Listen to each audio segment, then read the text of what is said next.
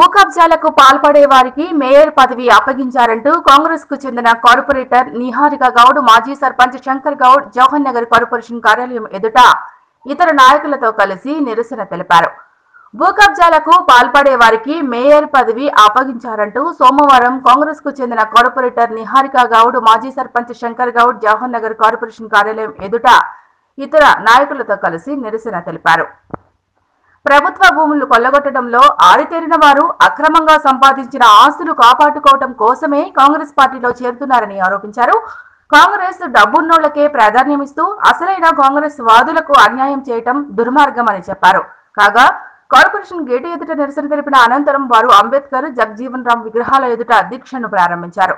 జిల్లా కాంగ్రెస్ పెద్దలు సమాధానం చెప్పే వరకు తాము దీక్ష విరమించుకోమని స్పష్టం చేశారు.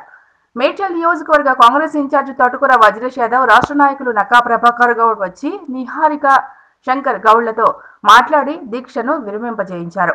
అసలు మాజీ సర్పంచ్ కె శంకర్ గౌడ్ చరిత్ర ఏంటి, కె జ్యోతి గౌడ్ చరిత్ర ఏంటి, నక్కా ప్రభాకర్ గౌడ్ చరిత్ర ఏంటి, వీరు సమాజానికి ఎటువంటి సందేశం ఇవ్వాలనుకుంటున్నారు అనేదే చర్చనీయాంశంగా మారింది. ఒకప్పుడు వీరు జవహర్ నగర్ మున్సిపల్ కార్పొరేషన్ లో గణించిన అక్రమ సంపాదన అంతా ఇంత కాదు. గత బీఆర్ఎస్ పార్టీలో ఉన్నప్పుడు నిహారిక గౌడ్ ఇంకా తన తండ్రి మాజీ సర్పంచ్ కె శంకర్ గౌడ్లు అందిన కాడికి భూ కబ్జాలు చేశారు అని పలువురు ఆరోపిస్తున్నారు. అందరికీ నమస్కారం. ఈరోజు జవహర్ నగర్ మున్సిపల్ కార్పొరేషన్లో మేయర్ ఎన్నిక జరగడం జరిగింది. అయితే కాంగ్రెస్ పార్టీ అధికారంలోకి వచ్చింది కాబట్టి 10 రోజులు కూడా ప్రతిపక్ష పాత్ర పోషించడానికి వాళ్ళు వీలు కాకుండా ఎక్కడ అధికారం ఉంటే అక్కడికే వచ్చి కొమ్ము కాసే వాళ్ళకి, అది కూడా కాంగ్రెస్ పార్టీ ఓడిపోవడానికి పనిచేసిన వాళ్ళని తీసుకొచ్చి ఈరోజు కాంగ్రెస్ పీఠంలో కూర్చోబెట్టడం ఎంతవరకు న్యాయం అని నేను అడుగుతున్నాను. అలాగే ఇంకొక విషయం ఏంటి అంటే, ఈ మున్సిపల్ కార్పొరేషన్లో మీకు తెలుసు, ఈరోజు నేనేదో స్పీచ్లో నువ్వు ఒక్కదాన్నే నిస్వార్థ నాయకురాలు అని ఎట్లా చెప్తావు అని అడిగినారు. మరి వీళ్ళంతా ఈరోజు మున్సిపల్ కార్పొరేషన్లో ఏ ఒక్కరైనా వెంచర్లు చేయకుండా ఉన్న ఒక్క కార్పొరేటర్ పేరు చెప్పండి. అంటే మీరు జర్నలిస్టులు అంటే ప్రజలకి అలాగే నాయకులకి మధ్య బ్రిడ్జ్ కాబట్టి మీకే నేను ఒకటి అడుగుతున్నాను.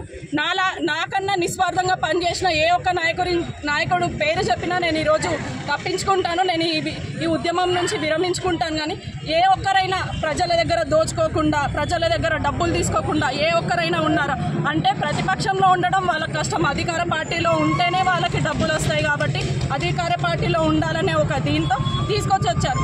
మొన్న ఏమైంది, మన మేడ్చల్లో ఉన్న 4 పెద్ద మనుషులు ఎవరైతే ఉన్నారో మల్లారెడ్డిని కాంగ్రెస్ పార్టీలోకి రానియము అని ముక్తకట్టంగా ఒక స్పీచ్ ఇచ్చారు. ఏమని, మేము ఆయనను రానియము అని అన్నారు. మరి నేను కూడా వెళ్ళి మరి కాంగ్రెస్ పార్టీకి నేను ఒక్కదాన్నే పనిచేసిన, నన్ను మేయర్ చేయండి అంటే డబ్బులు ఖర్చు పెట్టుకున్నారమ్మా, మీరు డబ్బులు ఇస్తే మిమ్మల్ని చేస్తామని. అంటే డబ్బులతో రాజకీయం ఇంకెన్ని రోజులు నడుస్తుంది? అంటే మల్లారెడ్డి కూడా డబ్బులు పెట్టుకునే గెలిచిండు కదా, ఆయన ఏం ఆదరణతో అయితే గెలవలేదు కదా, మీ అందరికీ తెలుసు. డబ్బులు పెట్టే గెలిచిండు ఆయన కూడా. ఆయన పార్టీలోకి వస్తా అంటే రానియొద్దు అన్నారు. మరి వీళ్ళనేలా పార్టీలో మీరు దగ్గరుండి కండువాలు కప్పి తీసుకొని వస్తారు అంటే మీకో న్యాయం, నాకో న్యాయమా?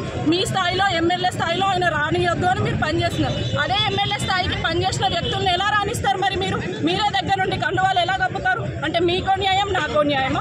ఈరోజు జవహర్ నగర్లో 6 నెలలే ఉంటుంది, 5 నెలలే ఉంటుంది, ఎన్ని నెలలైనా నిస్వార్థంగా పనిచేసిన నా పైన ఒక్క మార్కు ఉందని మీరు చెప్పండి. నేను ఈరోజు ఈ కార్పొరేటర్ పొజిషన్కి కూడా రిజైన్ చేస్తాను. నేను ఎలాంటి స్వార్థం లేకుండా, ఒక్క రూపాయి డబ్బులు తీసుకోకుండా నేను జనాల కోసం పనిచేస్తే ఈరోజు నాకు జరిగిన మర్యాద ఇదా? అంటే వాళ్ళు ప్రజలు కాంగ్రెస్ పార్టీ ఓడిపోవడానికి పనిచేసిన వ్యక్తులు అనే విషయం తెలీదా? అంటే ఇది ఎలా మీరు ప్రజలకు ఎలాంటి సంకేతం ఇస్తున్నారు? అంటే డబ్బు ఉంటేనే రాజకీయం చేయాలి అనే ఇది ఉంటే మరి నిస్వార్థంగా పనిచేసే నాయకుల పరిస్థితి ఏంటి? అంటే అలాంటి వాళ్ళు రాజకీయంలోకి రాకూడదా? అంటే దీనివల్ల మీరు ప్రజలకు ఇస్తున్న సంకేతం ఏంటి? ఇది అన్నిటికీ నాకు ఈ ప్రశ్నలకు నాకు సమాధానం దొరికే వరకు నేను ఇక్కడే కూర్చుంటా.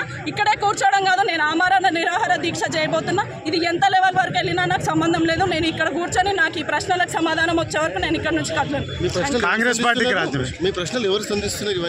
నా ప్రశ్నలు ఇక్కడ మేడ్చల్లో ఉన్న నాయకులకి అలాగే రాష్ట్రంలో ఉన్న కాంగ్రెస్ నాయకులందరికీ నేను ఇస్తున్నాను. నాకు ఈ సమాధానం దొరకదు. జవహర్ నగర్ అనేది ప్రభుత్వ భూమి, అది కాపాడుకునేందుకు నేను ఈ పని 2 రోజుల ముందు చేస్తే మేయర్ పదవి కోసం చేస్తుంది అనేది నా పైన బ్లాక్ మార్క్. అంటే నేను చేసే ఉద్యమానికి దానికి నేమ్ ఉండదు కాబట్టి నాకు దీని నుంచి ప్రతి ఒక్కరి సమాధానం. ఇప్పుడు ఎవరైతే ఇక్కడుండి దగ్గరుండి కండవాలు కప్పుకున్న నాయకుల నుంచి కాంగ్రెస్ పార్టీ రాష్ట్ర నాయకుల వరకు నాకు ఆన్సర్ ఇవ్వాల్సి ఉంటుంది. రాజీనామా చేస్తారా కాంగ్రెస్ పార్టీకి? నేను కాంగ్రెస్ పార్టీ కార్యకర్తగా నేను వచ్చినా అండి. నేను ఈ ఈరోజు ఒకవేళ రాష్ట్రంలో కాంగ్రెస్ పార్టీ వస్తుందా లేదా అనే టైంలోనే నేను వచ్చి కాంగ్రెస్ పార్టీలో పనిచేస్తాను. నేను ఒక కార్యకర్తగా ఉంటా కానీ నేను కాంగ్రెస్ పార్టీకి రాజీనామా చేయాలని చేయట్లేదు.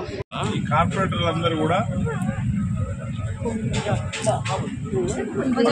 దాదాపు 15-20 మంది ఈ కార్పొరేటర్లంతా కొన్ని అనివార్య కారణాల వల్ల కాంగ్రెస్ పార్టీలో జాయిన్ అయ్యింది. దాన్ని నాయకత్వం అంతా కూడా లోకల్లో ఉండేటోళ్ళందరూ కూడా వ్యతిరేకిస్తూ ఉన్నారు. అధిష్టానంతో చర్చ జరుగుతూ ఉన్నది. ఈరోజు పొద్దున కూడా నా దగ్గరికి వచ్చిండ్రు రమ్మని. ప్రభాకర్ దగ్గర కూడా పోయిండ్రు, హరివర్ధన్ రెడ్డి దగ్గర కూడా పోయిండ్రు. మేమందరం ఏమన్నామంటే కొన్ని సమస్యలు ఉన్నాయి, మాట్లాడినాక మాట్లాడతాం తప్ప మీరు ఇప్పటి వరకు ఏదో ఆరిబరి చేసిన కార్యక్రమాలు మంచిగా లేవు, బాగుండదని చెప్పినాం. మరి దానికి ఏదైతే మా నాయకులు నిరసన చెప్తా ఉన్నారో ఆ నిరసన విషయాన్ని కూడా మేము అధిష్టానం దృష్టికి తీసుకెళ్తాం. ఈడ మేము పార్టీని కాపాడడానికి ఉన్నాం. కాంగ్రెస్ పార్టీకి నిరంతరం పనిచేసి ఉన్న ఎన్నికలల్లా గెలవడానికి ప్రయత్నం చేసిన వ్యక్తులందరూ కూడా ఈడ ఉన్నారు. మరి గెలవడానికి ఇక్కడ ఏకైక కార్పొరేటర్ మాకు నిహారిక శంకర్ గౌడ్ కృషి చేసిండు. దాంతోపాటు కాంగ్రెస్ పార్టీలో ఉన్నటువంటి సీనియర్ నాయకులందరూ కూడా పార్టీ కోసం పనిచేశారు.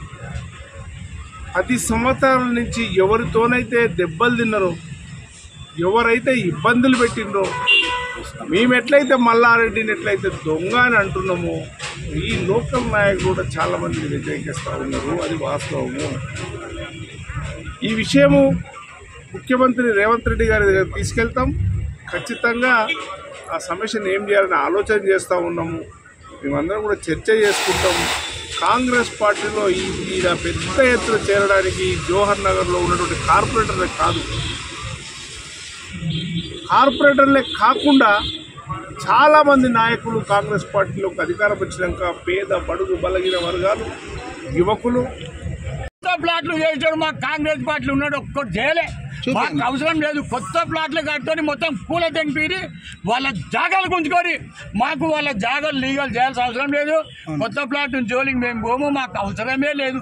మేము అడిగేది పాత దాంట్లో కూల కొట్టకుండా మాకు ఇంకొకటి కావాలి.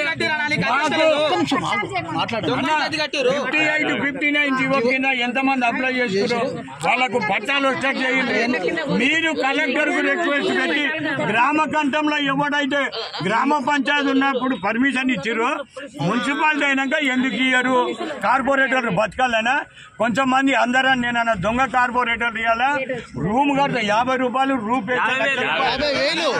4 రూపులు వేస్తే 4 లక్షలు. శంకరన్న వాళ్ళు బతకాలని పర్మిషన్ ఇస్తలేదు, మాకు పర్మిషన్ కావాలి. శంకరన్న, ఇది గతం నుంచి కూడా ఈ భూ కబ్జా అనే ఆరోపణలు జరుగుతూనే ఉన్నాయి కదా. ఈ ప్రాంతం ఎన్నో సంవత్సరాల నుంచి ఇట్లా భూ కబ్జా జరుగుతూ పోతే ఉంది. ఇదే రకంగా ఆపుతారని మీరు భావిస్తారు? అంటే మీరు సర్పంచ్ ఉన్నప్పటి నుంచి కూడా ఇక్కడ భూ కబ్జాలు జరుగుతున్నాయి కదా. లేవము సుధీర్ అన్న ఉన్నప్పుడు ఎమ్మెల్యే చేసినప్పుడు అప్పుడు పర్మిషన్ ఉంది, అన్ని ఉన్నాయి. వరకు మాకు ఆ రోజు ఓట్లేని ఈ రోజు ఓట్లేని జవహర్ నగర్లో 50,000 ఓట్లున్నాయి, 70,000 ఓట్లు ఎట్లా జరిగింది? అభివృద్ధి జరుగుతుంది కదా ఊరు.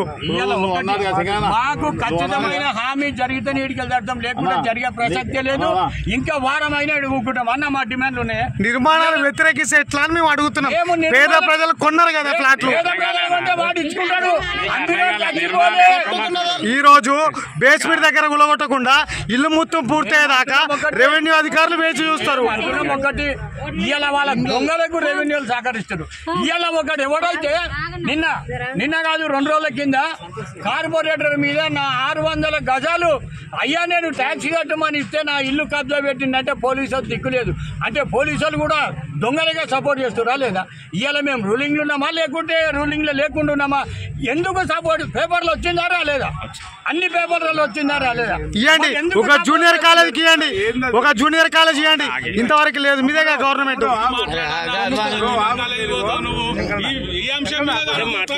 నేను దొంగని కాదు అన్న, నేను దొంగని కాదు.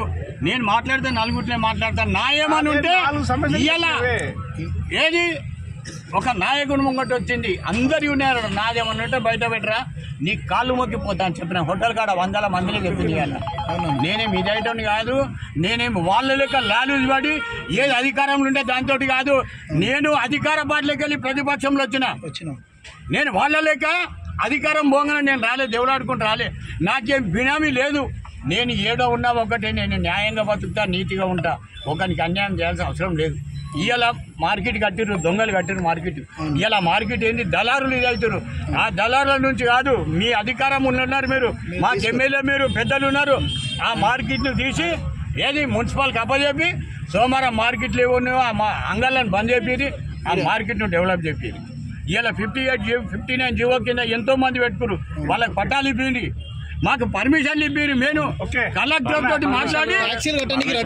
మాకు పర్మిషన్లు ఇప్పారు ఇలా ఒకటి నిన్న లేదు మొన్న 3 రోజుల కింద సర్వే నంబరు గ్రామ కంఠంలో ఉన్న సర్వే నంబరు పేపర్కి ఇచ్చి ఇట్లా ట్యాక్స్ తీసుకోమంటే వాళ్ళు ఏమి కావాలి గ్రామ కంఠంలో లేవా నంబర్ రవి కాశంకర్ అన్న కొత్తగా ఉన్న సర్వే నంబర్లు తీసి పెడితే అయిపోతుంది కదా కుటుంబంలో కొన్ని సమస్యలు వచ్చినాయి ఆ సమస్యలకు తప్పకుండా తెలంగాణ కానీ నేను కానీ నా వల్ల వచ్చిందా మన గంగయ్య వల్ల వచ్చిందా సుజనా వల్ల వచ్చిందా తెలియదు ఇవన్నీ తెలుసుకొని మేమందరం కూర్చొని సమన్వయంగా పోతాము ఇంకోటి జవాన్ నగర్లో మాత్రం ఒకటి ఏంటంటే జంగన్న చెప్పినట్టుగా శంకరన్న చెప్పినట్టుగా ఉన్న ఇండ్లు మాత్రమే ఇట్లా ఉన్న ఇండ్లు కట్టుకోవచ్చు ఆ ఇంటి పక్క కట్టుకోవచ్చు ఇంటి పైన కట్టుకోవచ్చు కానీ కొత్తగా మాత్రం కడితే ఊపిన ప్రసక్తిలో మేము మాకు ఫోన్ చేస్తే మేమే వస్తాము ఏ కార్పొరేటర్ కానీ ఎవరు కానీ పైన వేస్తుంటే కానీ కింద వేస్తుంటే కానీ వస్తే డిమాండ్ చేస్తే మాత్రం రూపాయి ఇచ్చేది మాకు ఫోన్ చేయండి అంటే జిల్లా నాయకత్వం వర్గపోరు తోటే గ్రామంలో కానీ మున్సిపాలిటీలో కానీ వర్గపోరు జరుగుతుందని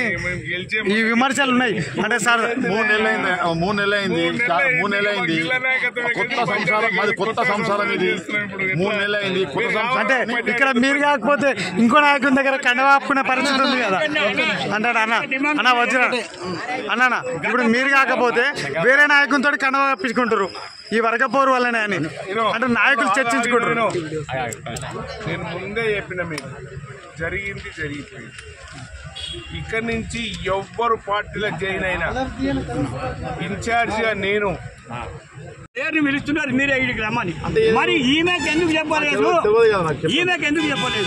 తెలియదు కదా నాకు ఇవాళ నా తర్వాత కాంగ్రెస్ లో వచ్చారు వాళ్ళు వచ్చి నన్ను కలవరా మర్యాద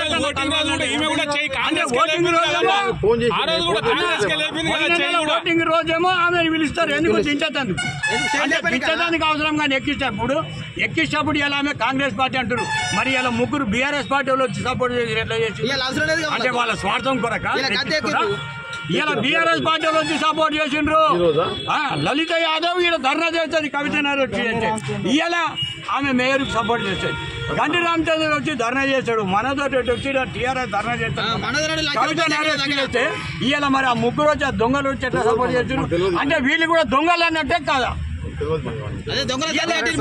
బీఆర్ఎస్ పార్టీ వచ్చి ఎట్లా సపోర్ట్ చేస్తారు ఇలా చేసి చేయలేదా అంటే దొంగలు కలిసి మళ్ళీ ఏం చేద్దాం అనుకుంటున్నారు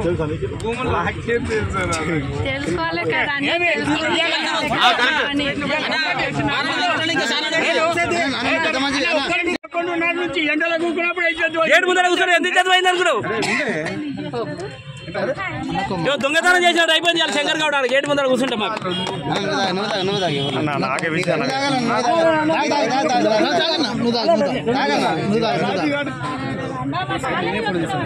అన్న శంకర్ గౌడ్ వస్తానంటే కాంగ్రెస్ బతికిందన్నా మొన్న ఎలక్షన్ లా శంకర్ గౌడ్ తోటే మొత్తం పబ్లిక్ వచ్చిర్రు.